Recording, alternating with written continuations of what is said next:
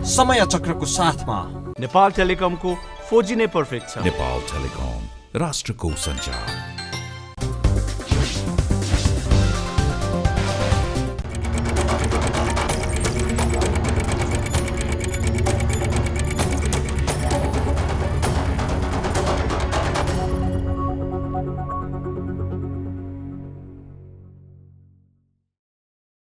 इमानदार, मेहनती र देशभक्तहरूलाई सम्मान गर्दै व्यतिथि भ्रष्टाचार र अन्याय विरुद्ध हाम्रो निगरानी, यो हो टेलिभिजनको समय चक्रमा। यहाँलाई हार्दिक स्वागत छ दर्शकवृन्द, म विक्रम श्रेष्ठ।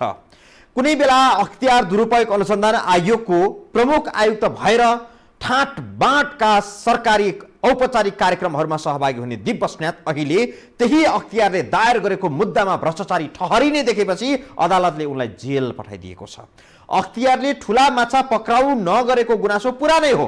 संयोग त कस्तो भइदियो भने यसपटक अख्तियारले आफ्नै कुनै बेलाका प्रमुख आयुक्तलाई जेल जाने बाटो तय गरिदिएको छ। यो हेरौँ।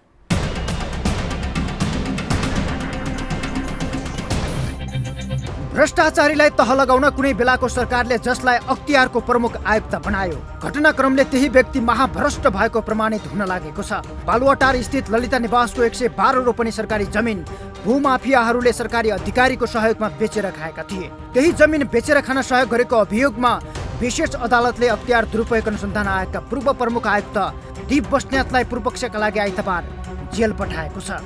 हाम्रो अध्यक्ष माननीय न्यायाधीश श्री प्रेमराज कार्की, सदस्य माननीय न्यायाधीश श्री अब्दुल अजिज मुसलमान, सदस्य माननीय न्यायाधीश श्री नित्यानन्द पाण्डेबाट पूर्वपक्षको लागि थुनामा पठाउने आदेश भएको छ। विशेष अदालतका न्यायाधीशहरू प्रेमराज कार्की, अब्दुल अजिज मुसलमान र नित्यानन्द पाण्डेको संयुक्त इजलासले बस्नेतलाई थुनामा राख्ने आदेश दिएपछि ललिता निवासमा भएको हिनामिना प्रकरणमा अख्तियारलाई थप एक सफलता मिलेको छ। अख्तियारको प्रमुख हुनुअघि बस्नेत भौतिक पूर्वाधार तथा यातायात मन्त्रालयका सचिव थिए।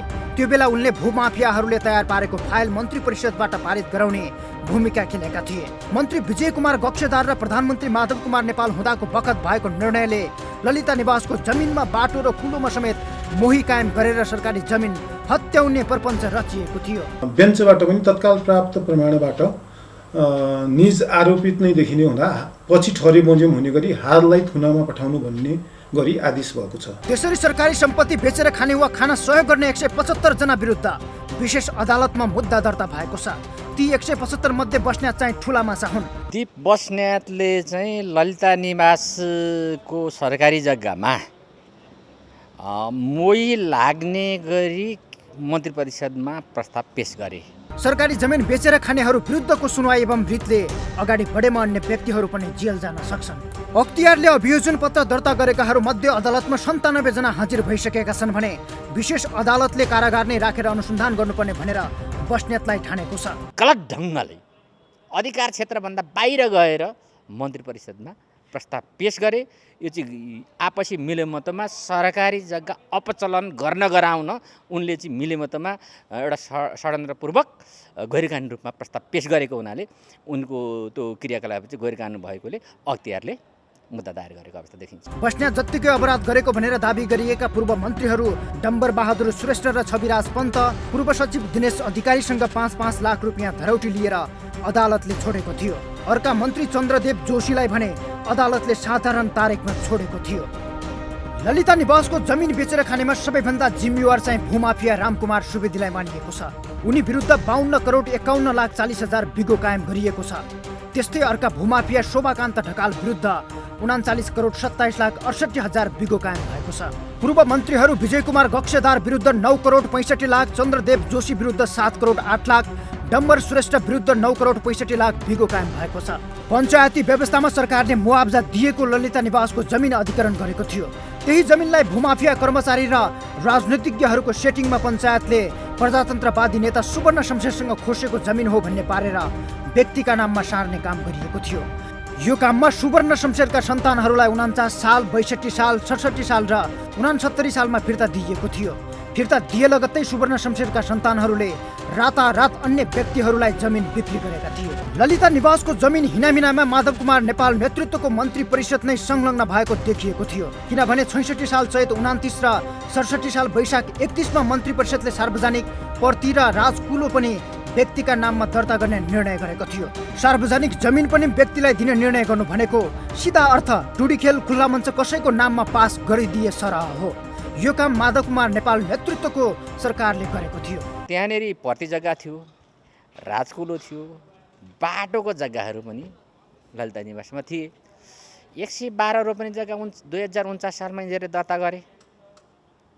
अनि तिनीहरूलाई खाली जग्गा थियो, प्लट नमिलेको 35 रोपनी जग्गा थियो, दर्ता नगरिकन तिनीहरूलाई माफियाहरूलाई चाहिँ प्लटिङ गर्न मिल्दैन थियो। अनि अनेक किसिमले चाहिँ गुठीमा कायम गर्न कता यिनीहरू हिँडे। त्यो नभइसकेपछि सुनियोजित रूपमा यिनीहरू माधव कुमार नेपाल समेतले एउटा चाहिँ के चाहिँ डिजाइन गर्यो भन्दाखेरि बाटोमा प्रति जग्गामा अब मोही कसरी कायम गर्ने त भनेपछि एउटा अनुसूची बनाउने, यति जग्गा प्रधानमन्त्री निवासलाई बनाउने, यति जग्गा बाटोमा कायम गर्ने र यति जग्गामा मोही कायम गर्ने भनेर अनुसूची बनियो क्या त्यसमा। यस्तो निर्णय गर्ने माधव कुमार नेपाल विरुद्ध भने कुनै मुद्दा छैन। अब खोलो राजकुलो र बाटोमा मोही कायम हुँदैन भनेर चाहिँ उनलाई थाहा थिएन, जानेका थिएनन् भन्दै उनले लिएमेन रहेछन् कसरी प्रधानमन्त्री भए। तत्कालीन भौतिक योजना मन्त्री विजय कुमार गक्षेदार र सचिव दीप बस्नेत समेत विरुद्ध चाहिँ मुद्दा दर्ता भएको छ।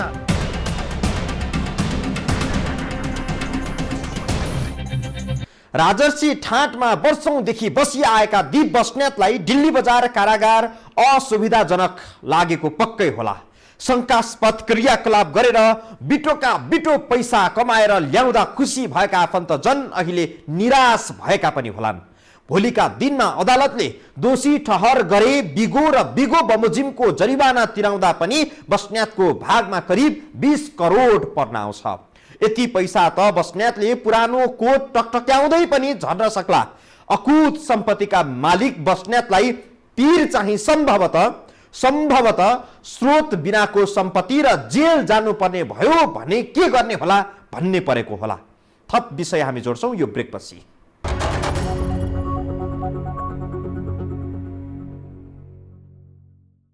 कुनै बेला शिक्षकका जागिर खाएका, सहकारीमा मल जोख्ने काम गरेका र सोल्टी होटलमा क्यासियरको रूपमा काम गरेका दीप बस्नेतले अहिले चाहे भने सोल्टी होटल नै किनिदिने हैसियत राख्दछन्। दर्शकवृन्द, यो हैसियत त्यसै बनेको चाहिँ होइन।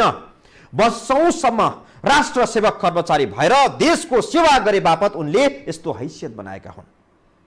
जीवनभर मालदार अड्डाको जागिर खुस्किने बित्तिकै काङ्ग्रेस र त्यो बेलाको माओवादीका नेतालाई खुसी बनाएर अख्तियारको आयुक्त बन्न सफल भएका बस्नेतले आफ्नो जीवनकालमा कति कमाए र अरूलाई कति कमाउने अवसर सिर्जना गरिदिए त्यो तथ्य अहिलेको जुगमा पत्ता लाग्ने अवस्था छैन। दर्शकवृन्द, यो हेरौँ।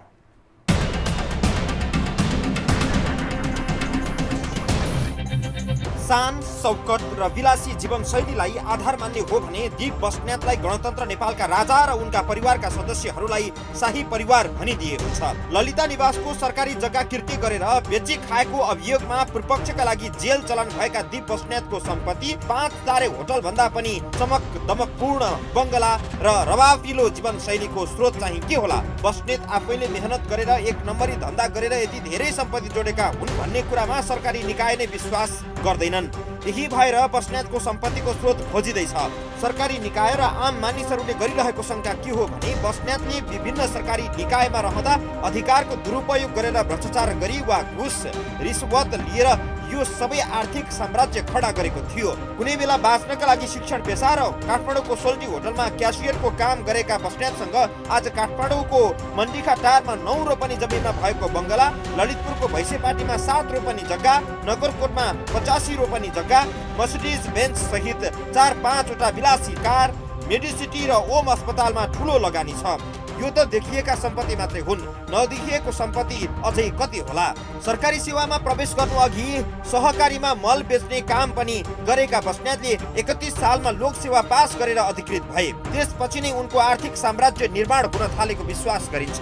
उनले जिन्दगीमा खाएको वैधक आम्दानी भन्दा बढी कमाएका व्यक्ति तिनीहरू थिए भने तिनीहरूलाई चाहिँ त्यही बेलामा चाहिँ छानबिन गरेर मात्रै नियुक्ति दिनुपर्ने होइन र फेरि प्रश्न आउँछ त यसको जिम्मेवार को भन्दाखेरि संवैधानिक परिषद र संवैधानिक परिषदलाई असफल गर्ने अर्थात् संविधानको चाहिँ दोहलो काट्ने ती नेता हुन् जसले यस्ता प्रवृत्तिका प्रकृतिका व्यक्तिहरूलाई नियुक्ति गरे। सरकारी सेवामा 50 वर्ष काम गरे पनि यति धेरै सम्पत्ति जोड्न सम्भव छैन। खरिदारबाट सरकारी सेवा गरेर सचिवसम्म भएकाहरूले त बल्ल तल्ल काठमाडौँमा एउटा घर जोडेका हुन्छन्। तर बस्नेतको सम्पत्ति यति धेरै छ कि अनुसन्धानमा जुटेका अधिकारीहरू समेत आश्चर्यमा परेका छन्। 31 सालबाट सरकारी सेवामा प्रवेश गरेका बस्नेतले जागिरे अवधिभर मालदार अड्डामा काम गरे। त्यस्ता मालदार अड्डामा काम गरेर अकुत कमाए। जब जागिर सकियो त्यसपछि उनलाई राजनीतिक दलहरूले अख्तियारको आयुक्त बनाए र पछि उनी प्रमुख आयुक्त समेत बने। संवैधानिक परिषदले कुन आधारमा यी व्यक्तिलाई नियुक्ति दियो? पहिला त्यो संवैधानिक परिषदमा बसेका मानिसहरू जो थिए वा छन् तिनले के नेपाली जनताप्रति जवाफ दिनु पर्दैन? दोष यी व्यक्तिको होइन, व्यक्ति चयन गर्ने जो व्यक्ति छन् ती व्यक्तिहरूको सबैभन्दा ठुलो दोष छ र यिनकै कारणबाट यो संविधान धराशायी बन्दैछ। यो कुरा पनि यिनीहरूले बुझ्यो हुन्छ। जीवनभर नै अख्तियारको दुरुपयोग गरेर धन कमाउने व्यवसाय गरेका बस्नेतलाई उच्च चालचलन र आचरणको भएको ठहर गरी संवैधानिक परिषदले अख्तियार दुरुपयोग अनुसन्धान आयोगको आयुक्त बनाएको थियो। मुलुकका लागि होइन, आफ्ना लागि, आफ्नो प्रयोजनका लागि उम्मेदवार सिफारिस गरेर त्यत्रो उच्च संवैधानिक निकायमा पठाइएको हुन्छ।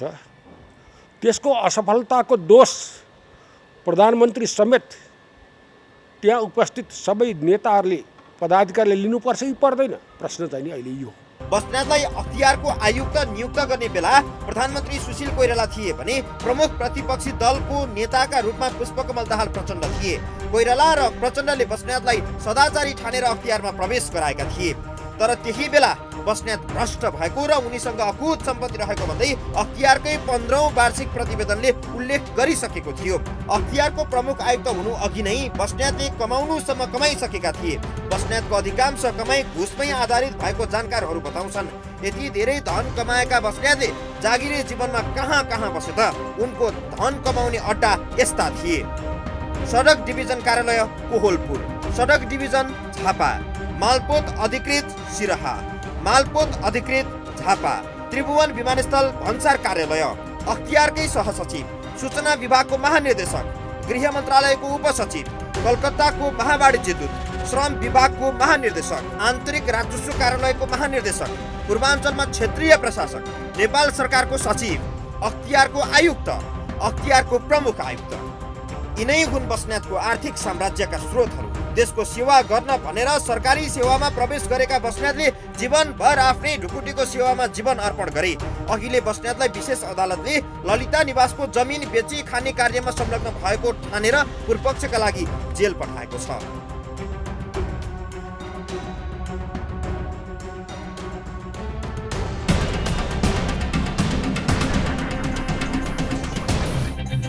देशको सच्चा सेवा गर्नेहरूको गति डाक्टर गोविन्द केसीको जस्तो हुन्छ। संरचनामा सुधार गर्न पटक पटक अनसन नै बस्नुपर्छ, देश बनाउँछौँ भन्नेहरू चाहिँ छानी छानी दीप बस्नेत, राजनारायण पाठकहरू जस्तालाई अख्तियार जिम्मा लगाउँछन्। एउटा कुरा चाहिँ स्पष्ट दिमागमा राखौँ दर्शकवृन्द, हामी जसलाई देश बनाउँछन् भनेर भोट दिन्छौँ नि, ती मध्ये 99% त बेइमानहरू नै छन् यो देशमा।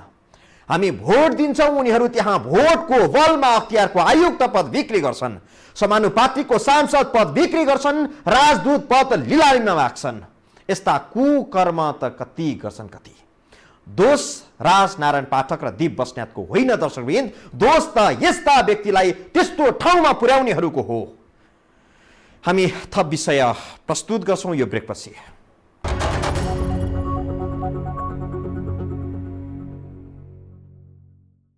शक्तिशाली ठाउँमा भ्रष्टहरूको पक्कड छ दर्शकवृन्द। सबै ठाउँमा यस्तै त छ हामी पनि भन्दैनौँ, तर अधिकांश ठाउँमा यस्तै छ। मिडिया र केही जागरुक मानिसहरूको दबाब हुँदैन थियो भने ललिता निवासको जग्गा भूमाफियाहरूले पचाइसक्थे उबेलाई। ललिता निवासको जमिन हिनामिनामा आफ्नालाई जोगाएर भए पनि प्रधानमन्त्री केपी शर्मा ओलीले अनुसन्धान गर्ने छुट चाहिँ दिए। यो मामिलामा प्रधानमन्त्रीलाई हाम्रो सलाम नै छ। प्रधानमन्त्रीले ललिता निवास प्रकरणमा अनुसन्धान गर्ने छुट दिनु पनि स्यालको सिङ सर्पको खुट्टा जस्तै दुर्लभ कुरा थियो। धन्न प्रधानमन्त्रीले वाइड बडी औषधि खरिद यति ग्रुपको मामिलामा चाहिँ यो मामिलामा भूमिका खेल्नु भएन। नेकपाका अध्यक्ष प्रचण्डको शब्दमा भ्रष्टहरूका संरक्षक प्रधानमन्त्रीले यो प्रकरणमा चाहिँ सदाचारलाई नै साथ दिनुभयो।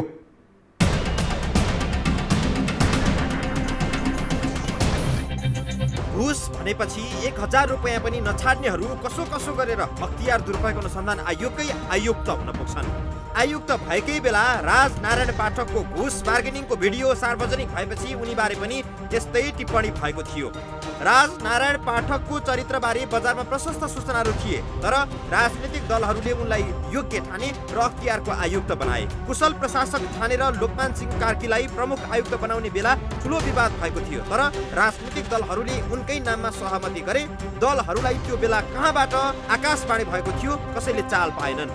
लोकमान सिंह राजनारायण पाठक हुँदै अहिले दीप बस्नेतसम्म आइपुग्दा उठ्ने एक साझा प्रश्न हो, यिनीहरू अख्तियारमा पुगे भन्दा पनि कसले पुर्यायो? अख्तियारमा कस्ता कस्ता मान्छेहरू पठाउँदा रहेछन् भन्ने कुरा यिनलाई सिफारिस गर्ने संवैधानिक परिषदका सदस्यहरूलाई सोध्नुपर्ने हुन्छ। यो असफलता भनेको अख्तियारको मात्रै असफलता होइन, जसले यस्ता मान्छेलाई बिना मूल्याङ्कन आफ्नो मान्छे भनेर संवैधानिक परिषदले यिनको नाम सिफारिस गर्यो। अब यी मान्छेहरूलाई यस्तो आरोप प्रयोग गर्दा के तिनीहरूलाई आफ्नो चरित्रमाथि आफ्नो नैतिकतामाथि उनले आफूलाई प्रश्न उठाउनु पर्ने होइन र? विभिन्न घटनाक्रम केलाएर बस्ने विश्लेषकहरूले भन्ने गरेका छन् अख्तियारको आयुक्त हुनका लागि आन्तरिक रूपमा बोल कबोल हुन्छ। जसले धेरै पैसा बुझाउन सक्छ अख्तियारको आयुक्त हुन पाउँछ। सूर्यनाथ उपाध्याय अख्तियारमा रहँदाको जस्तो बेला अब रहेन। राजनीतिक दलहरूले विभिन्न संवैधानिक आयोगमा मान्छे भर्ती गर्ने बेला भागभण्डा गर्छन्। आफ्नो भागमा परेको पदमा भ्रष्ट र नैतिकताहीन व्यक्ति सिफारिस गरे पनि अरूले नबोल्ने चलन छ। संवैधानिक परिषदमा बसेका यस्ता मान्छेहरूको कार्डबाट यो संविधान असफल हुने बाटोतर्फ उन्मुख भएको छ। आफ्ना मान्छे छन्, पार्टीगत भागभण्डाको रूपमा संवैधानिक नियुक्तिहरू यद्यपि अदालतमा पनि यसरी नियुक्ति गरिरहेका छन्। यो लोकतन्त्र कानुनी शासन पद्धतिको यो चाहिँ बरखिलाप हो। यस्तो तरिकाले न त न्यायालयबाट न्याय नै पाइन्छ, त्यो त राजनीतिकरण हुन्छ र अख्तियारमा पनि राजनीतिबाट अछुतो भयो छैन। जसरी हाम्रो चाहिँ के हुन्छ भने यो लोकमान सिंह कार्कीलाई पनि नियुक्ति गर्दा जन स्तरबाट भयङ्कर विद्रोह हुँदाहुँदै पनि यसमा धेरै कुराहरू छन् पार्टीको लेनदेन रूपमा लगियो भने छ। विश्लेषकहरूले गरेको अनुमान सत्य देखिने गरी परिदृश्य अहिले सतहमा छन्। दलहरूले योग्य ठानेर राखेका व्यक्तिहरू एकपछि अर्को भ्रष्ट गर्दै छताछुल्ल भइरहेका छन्। एक सरकारी कर्मचारीले आफ्नो जीवनकालमा कतिसम्म कुम्ल्याउन सक्छ भन्ने कुरा एकछिनको हिसाबमा निस्किन्छ, तर पनि अकुत सम्पत्तिको मालिक बस्नेतलाई अख्तियारमा लैजाने बेलामा यो कुरा दलहरूले पटक्कै सोचेनन्। राजनीतिक दलहरूले आफ्ना मान्छेहरू छानिकन भागभण्डाको आधारमा यस्ता महत्त्वपूर्ण संवैधानिक निकायहरूमा उम्मेदवारहरूको सिफारिस गर्ने, त्यो सिफारिस गरेको कुरालाई प्रधान न्यायाधीशले ठुलो हेरेर बस्ने यदि हो भने प्रधान न्यायाधीश यो संवैधानिक परिषदमा राख्नुको अर्थ र औचित्य के? पार्टीका नेताहरूलाई रिजाएको अवस्थामा उहाँ अख्तियारमा जान्छन् अनि मनपरी गर्छन्। यो देखिएका छन् लोकमान सिंह कार्की, हाम्रो पाठक राजनारायण पाठक र अहिलेकै यो अवस्थामा अख्तियारको प्रमुख भइसकेको दीप बस्नेतलाई पनि अहिले चाहिँ विशेष अदालतले अख्तियारकै एउटा अभियोग पत्रको आधारमा थुनेको छ। अहिले प्रधानमन्त्री केपी शर्मा ओलीलाई भ्रष्टहरूका संरक्षक भनेर नेकपाका अध्यक्ष पुष्पकमल दाहाल प्रचण्डले आरोप लगाइरहेका छन्, तर बस्नेतलाई अख्तियारमा लैजाने बेला उनी आफै संवैधानिक परिषदको सदस्य थिए। अनियमितता गर्नमा कोही भन्दा कम मानिँदैनन्, तर परिबन्धले कसैलाई मात्रै घेरामा पार्छ। बस्नेतलाई चाहिँ नवीन घिमिरेका सम्बन्धमा पनि छानबिन हुने हो भने उनी पनि यसै गरी घेरामा पर्न सक्छन्। वर्तमान सरकारले गरेको अनियमितता र ती अनुसन्धानमा गर्दै आएको अवरोधलाई साथ दिनमा नवीन घिमिरेको कार्यकाल पनि महत्त्वपूर्ण रह्यो। घिमिरेले एक खरिदारमाथि 1000 घुस लिएको झुटो आरोप लगाएका थिए। त्यो आरोप सहन नसकेर उनले आफ्नो ज्यान नै फालेका थिए। 1000 खाएको भनेर कसैलाई मर्न बाध्य बनाउने घिमिरेले व्हाइट बडी काण्ड, यति होल्डिङ्स काण्ड, चिनी आयात लगायत भ्रष्टाचार काण्डमा आँखा चिम्लेका थिए।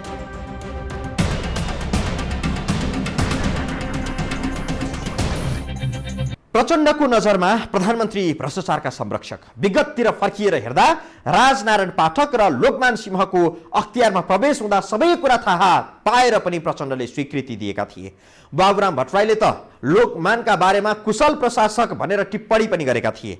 दीप बस्नेतलाई अख्तियारको आयुक्तमा ल्याउने बेला प्रचण्ड आफै प्रतिपक्षी दलको नेता थिए। प्रतिपक्षी दलको नेताले सहमति नजनाएसम्म संवैधानिक अङ्गमा प्रधानमन्त्रीले समेत कसैलाई सिफारिस गर्न पाउँदैनन्, सक्दैनन्। यसकारण फोहोरको मूल्य खोज्ने बेला भएको सदस्यवृन्द, तर खोज्ने कसले? आजलाई समय चक्र यति नै। समय चक्रका साथै यस टेलिभिजनका सम्पूर्ण समाचार बुलेटिन कार्यक्रम यो टेलिभिजन.com, यो खबर.com, युट्युब र फेसबुकमा पनि पढ्न र हेर्न सक्नुहुनेछ। मोबाइलमा यो टिभी एप डाउनलोड गरेर हामीलाई प्रत्यक्ष हेर्न सक्नुहुनेछ। आजलाई बिदा दिनुहोस्। नमस्कार।